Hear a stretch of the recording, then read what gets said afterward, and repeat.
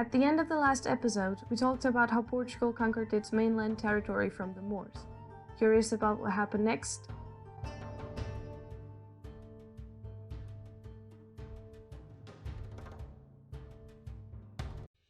The De Viz dynasty was the major impulsor of the Portuguese discoveries, started by Dom João I's son, Dom Duarte I, the philosopher king, with the conquest of Ceuta in North Africa, for the profitable trade route that passed through that city.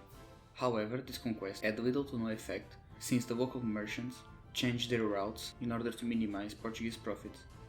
This African-oriented expansion was continued by his son, Dom Afonso V, the African, who conquered important cities like Tangier, Xara el Seguir, and Arzila.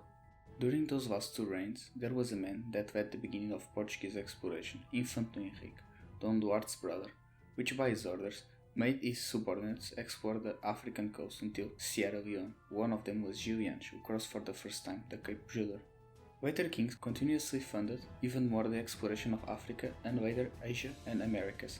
During the reign of Dom João II, the Perfect Prince, the Treaty of Tordesilhas was signed, dividing the whole world between Portugal and Spain, giving us exclusive land rights from Brazil to Indonesia, and giving them land rights from America to the Philippines, at least as far as the Catholic world was concerned. Portuguese exploration really started to kickstart during the reign of Dom Manuel I, with him overseeing the discovery of Brazil in 1500 by the explorer Pedro Álvares Cabral, and the first sea route to India in 1498 by the explorer Vasco da Gama through the Cape of Good Hope, formerly called Cape of Storms due to the belief that it was impossible to pass through and survive. However, the myth was then proved wrong by the Portuguese explorer Bartolomeu Dias, who was the first to cross it.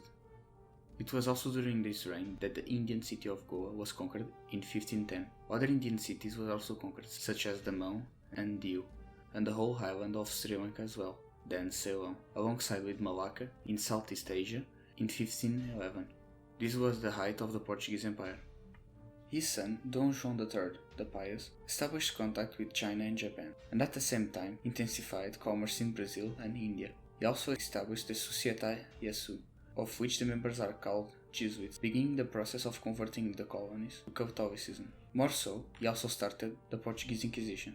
Portugal also introduced firearms to Japan, an event that changed the archipelago from a bunch of warring states to a unified nation by the Emperor Tokugawa Ieyasu, leading to the end of the Japanese Sengoku period. Things were going perfect for the Portuguese Empire, but all good things must come to an end, and Portugal's good times had their days counted. Dom João III's grandson, Dom Sebastião the Desired, was driven by the desire of the elders of the court to continue the reconquest in North Africa and spread Christianity there. This led to his death in the Battle of Xara el Kibir, leaving Portugal hairless, consequently leading to a succession crisis and the beginning of the decline of the Portuguese Empire throughout the world. Even though this crisis was solved, for the first time and last time in Portuguese history, the country was dominated by Spain. This would last a long time, all throughout the new Philippine dynasty, ruled by the Habsburg Spanish kings. The first king, Dom Philip I, second of Spain, was not bad at all, and the Portuguese people saw great levels of autonomy and self-rule as the Iberian Union was working. However, this soon ended, since his son and grandson, Dom Philip II and third and fourth of Spain respectively, broke many of the promises made by their ancestor, leading to a growing discontent among the Portuguese people, further aggravated by the loss of many colonies, courtesy of the Netherlands, and forced intervention on Spanish wars. As this led to the beginning of the revolution, Dom João IV, the restorer, descendant of Dom Manuel I and now Duke of Bragança, proclaimed himself King of Portugal in December 1st of 1640, starting the restoration of independence war that only ended in 1668 during the reign of his son Dom Afonso VI the Victorious.